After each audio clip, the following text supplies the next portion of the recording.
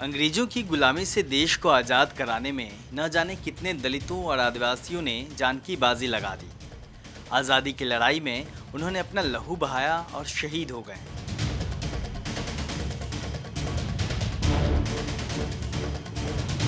लेकिन इतिहास में वंचित समाज की भूमिका को एक सोची समझी साजिश के कारण दर्ज नहीं किया गया।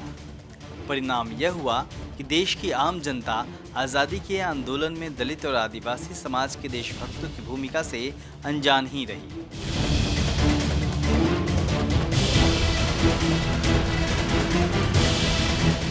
लेकिन अब सच्चाई सामने आने लगी है। यह रिपोर्ट दलित दस्तक की एक कोशिश है जिसमें हम 1857 से 1947 तक उन तमाम वीर बहुजन सपूतों की वीरता की गाथा बताएंगे जिन्होंने आज़ादी की लड़ाई में अपना योगदान दिया था, लेकिन उन्हें सामंती इतिहासकारों ने नजरअंदाज कर दिया।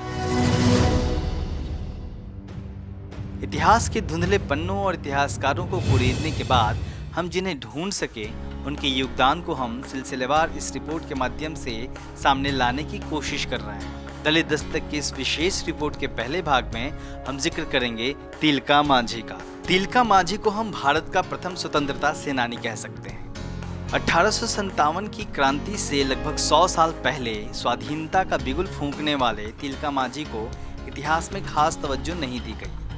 उन्होंने संथाल आदिवासियों द्वारा किए गए प्रसिद्ध संथाल विरोध का नेतृत्व करते हुए 1771 से 1784 तक अंग्रेजों से लंबी लड़ाई लड़ी तथा 1778 में पहाड़िया सरदारों से मिलकर रामघाट कैंप को अंग्रेजों से मुक्त कराया। 1784 में तिलका मांझी ने राजमहल के मजिस्ट्रेट क्लीवलैंड को मार डाला।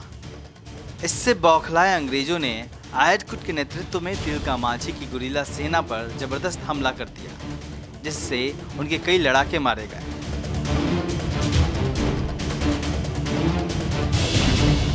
कहते हैं कि उसके बाद अंग्रेज उन्हें 4 घोड़ों में एक साथ बांधकर घसीटते हुए भागलपुर लाए।